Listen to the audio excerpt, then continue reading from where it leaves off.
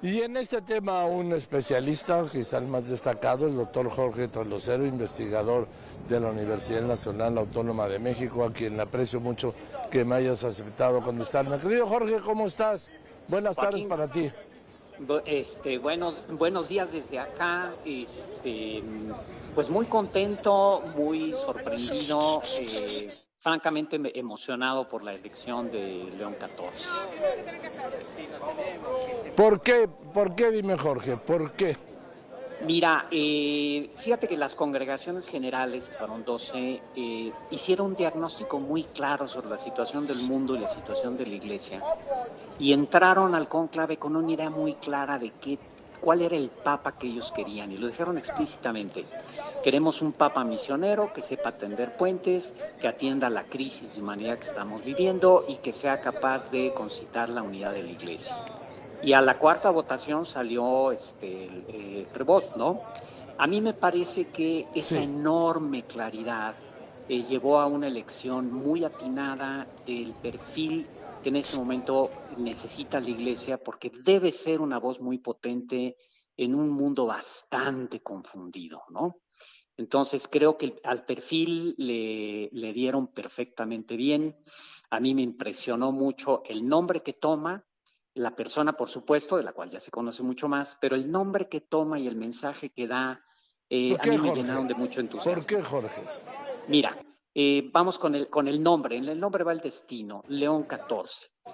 Ya Sí, no nos vayamos hasta León Magno, ¿no? Del siglo V, que logra sí. reorganizar y entender la iglesia en su justa dimensión cuando está naciendo la llamada Edad Media. Vamos a León XIII. A ver, León XIII es un papa muy importante a finales del siglo XIX. El antecesor, Pío IX, le toca lidiar con el ascenso de los estados nacionales, el liberalismo triunfante y sobre todo cómo la iglesia empieza a ser desplazada de los órganos de poder hacia la sociedad civil, que es lo que los historiadores hemos llamado secularización. En realidad es un desplazamiento de la sociedad civil. Y la reacción de Pío IX es totalmente defensiva, escribe un texto que se llama el Sílabus condenando todos los errores del tiempo, que prácticamente era todo, ¿no? Y en 1871 llama al primer concilio vaticano, se tiene que suspender porque las tropas de Garibaldi toman los estados pontificios y se acaban los estados pontificios. Y esto deja a la iglesia pues prácticamente en una crisis muy profunda. El mismo Pío IX se declaró, se llamaba el cautivo del Vaticano, ¿no? Muere, es electo León XIII y León XIII es el responsable de haber iniciado una transformación muy profunda en la iglesia que lleva al Concilio Vaticano II, y hay dos razones que me parecen muy potentes, que es lo que está retomando León XIV. Primero, León XIII es el que da inicio a una tradición que va a poner a la iglesia en la discusión del tiempo, ¿sí? Que es la doctrina social de la iglesia con la famosísima encíclica Rerum Novarum, ¿sí? Que son las cosas nuevas del mundo, ¿no? Y él lo que hace es deja de condenar lo que está sucediendo y se hace cargo de los problemas de la clase obrera, pero con esto extiende toda la dimensión de justicia social de la iglesia. A partir de ahí empieza una transformación teológica, y el solo hecho de tomar el nombre de León XIV y el mensaje que da centrado en la misión, en la justicia, en una iglesia que debe tender puentes, ya nos habla, ¿sí?, de cuál va a ser, y él entiende su misión dentro del papado, porque él además tiene un perfil misionero. Pero hay una segunda cosa de la cual se habla muy poco y en mi opinión es tan importante como la primera. La teología había entrado en un declive franco, ¿sí? Estaba totalmente anquilosada, no tenía significado, y en Inglaterra aparece un movimiento, el movimiento de Oxford, ¿sí?, encabezado por John Henry Newman. Estamos hablando de la misma Pío IX, León XIII, finales del XIX. Entonces, John Henry Newman empieza este movimiento de Oxford buscando las raíces apostólicas de la iglesia anglicana. Y él llega a la conclusión que la apostolicidad solo subsiste en la iglesia de Roma y se convierte al catolicismo romano, ¿sí? Deja la iglesia anglicana, y durante mucho tiempo, en la época de Pío IX, se le ve con enorme desconfianza, aunque era uno de los intelectuales más brillantes de su tiempo, no solo de Inglaterra, lo marginan. Y León XIII lo que hace es recuperarlo y lo nombra cardenal. ¿Por qué desconfiaban tanto? Y aquí vamos a entender a León XIV. ¿Por qué desconfiaban tanto de John Henry Newman? Porque decía dos cosas muy importantes, ¿sí? Primero, ¿sí? El centro de la doctrina cristiana es la dignidad de la persona humana. Hay que regresar a la persona. Cristo busca a las personas y por lo tanto la iglesia, el proceso de evangelización, es buscar la dignidad de la persona. Lo dice de muchas maneras en una enorme y profunda espiritualidad agustiniana, y el Papa actual es Agustino. La otra cosa que dice que causaba mucho escozor en su tiempo es que la doctrina avanza con la historia. La doctrina no es inamovible, lo que tiene que avanzar y adaptarse conforme pasa la historia. Sin ese principio no existiría la doctrina social de la Iglesia. Sin ese principio no tendríamos la gran revolución teológica que sucedió en el siglo XX, que fue la teología centrada en la persona, cuyo máximo exponente es Benedicto XVI y que es en la teología en la que se forma León XIV. ¿Sí? Este regreso a la persona, esta doctrina social está en el corazón mismo del Concilio Vaticano II. Entonces vamos viendo cómo todos los caminos coinciden en el nombramiento de un papa que hace coincidir todo esto. La recepción del Concilio Vaticano II, la doctrina que se adapta a los tiempos, a la historia, no es la modernización, es la capacidad de dialogar con el mundo, que es lo que quiere el Concilio Vaticano II, y la doctrina social de la Iglesia en un hombre que se define a sí mismo como agustino, es decir, de una espiritualidad que busca la verdad, que busca a Dios en la persona y que además pues es básicamente perfil misionero. Yo no puedo imaginar mejor perfil en este momento para un papa en un mundo totalmente convulsionado, en un cambio de paradigmas, en el ascenso de dictaduras, en el ascenso de otra guerra fría. No puedo imaginar un mejor papa que tenga la capacidad de denunciar toda esta bola de estupideces, ¿no?, que nos van a hundir como humanidad. Y su voz es muy importante. Ahora, en algún momento tú lo habías mencionado, Jorge. Bueno, mira, como el burro que tocó la flauta, ¿no? Es decir, obviamente él tenía un perfil que, de acuerdo, mira, conforme fueron avanzando las congregaciones generales, se iban definiendo perfiles, ¿no? Sí. Es decir, un diplomático no podía ser, lo habían descartado los mismos cardenales, tenía que ser necesariamente un perfil misionero, un perfil pastoral, y de esos, pues, se van eliminando muchos, y entre ellos, de los que sí daban ese perfil, pues estaba ahora León XIV, ¿no?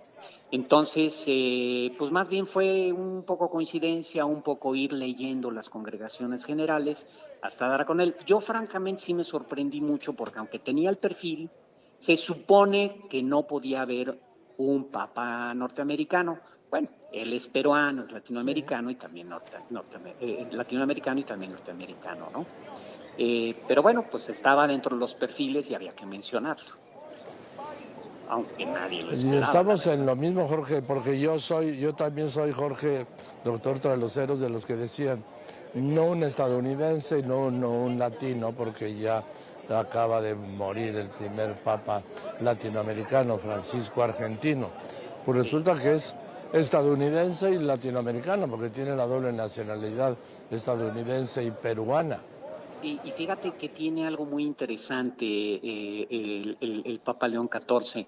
Tiene una sensibilidad latinoamericana muy especial que viene de la reunión de Aparecida de 2007. Aquí hay una cuestión que es casi mágica. Mira, Juan Pablo II había suspendido las conferencias latinoamericanas porque Puebla y Santo Domingo fue un fracaso, Puebla fue muy difícil, las había suspendido. Uno de los primeros actos que tiene Benedicto XVI como papa es reactivar las conferencias latinoamericanas porque él creía mucho en la sinodalidad. Bueno, el redactor de la Conferencia Latinoamericana de Aparecida, que es un documento fundamental para entender la Iglesia hoy en día, no nada más la latinoamericana, sino la Iglesia a nivel mundial, ¿sí?, es ni más ni menos que el Papa Bergoglio. Y uno de los participantes, como religioso dentro de esa conferencia, pues fue Provost, ¿no? Entonces trae el espíritu de Aparecida y la consigna de Aparecida es ser discípulos y misioneros de Jesús y anunciar la resurrección de Cristo. Justo lo que dijo en su mensaje inicial el Papa León XIV. Entonces hay aquí una serie de cosas que empiezan a coincidir, tienen mucho sentido histórico.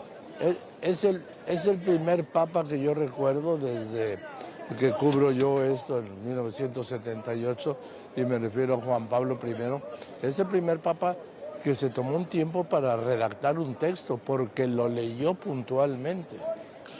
Sí, lo leyó y se dio el lujo además de hablar en español, lo cual fue muy lindo. Además saludar a su iglesia, ¿no? Si no me olvido de ustedes, ¿no? Si ustedes siguen conmigo, ustedes siguen rezando por mí. Es decir, son gestos muy, muy interesantes. Además, no solo leyó, sino que fue un mensaje muy contundente y tiene tres connotaciones muy interesantes. No sé si tengamos tiempo de entrar a analizarlo un poco, Joaquín. Pero el mensaje a mí me parece que tiene una dimensión muy interesante. Bueno. Dímelo. Mira. Sí, dímelo, Jorge, rápidamente. Rápidamente. El texto abre con la paz sea con ustedes y dice explícitamente, este es el anuncio de Cristo resucitado a los apóstoles, la primera vez que se encuentra con ellos. El cristianismo, la iglesia tiene que ser constructora de paz. Una paz desarmada y desarmante. Debe construir, y entra inmediatamente a la segunda parte, elogia a Francisco. La iglesia debe ser la constructora de puentes de encuentro, constructora de paz, anunciando a Cristo resucitado. Este cristocentrismo es muy importante, va a ser muy importante en ese pontificado, porque es muy agustiniano este asunto, ¿no? Y la tercera parte del mensaje no se dijo, se actuó. Se reviste con las vestiduras tradicionales del Papa cuando da el saludo, lo cual no significa falta de humildad, sino que es un mensaje, la bendición Urbi et Orbe, la da en latín, y es un mensaje para estos sectores de la Iglesia que un poco añorantes de toda esta ritualidad tan propia de la religión católica que Francisco no tomó en cuenta y se sentían un poco excluidos.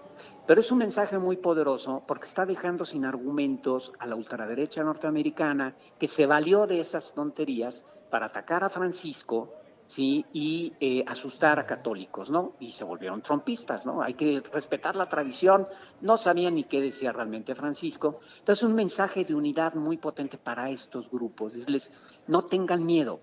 Vamos a continuar con el legado de Francisco, con el Concilio Vaticano II, con la dimensión misionera y pacificadora de la Iglesia, con la doctrina social de la Iglesia, pero no se preocupen, vamos a respetar también las tradiciones, vamos a respetar estos gestos rituales, y ese a mí me pareció un mensaje muy poderoso y que ha sido muy bienvenido, afortunadamente.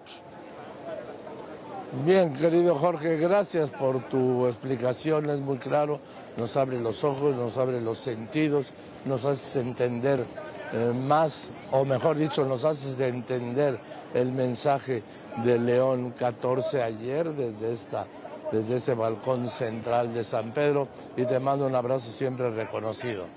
Joaquín, muchísimas gracias por la oportunidad de hablar de esto que abunda en mi corazón. No, hombre, al contrario. Gracias, querido Jorge, el doctor Jorge. Un gran abrazo hasta allá. Yo también te abrazo hasta allá. Que estés muy bien, el doctor Jorge Trasloceros. Yo voy a unos anuncios en México y regreso aquí al Vaticano.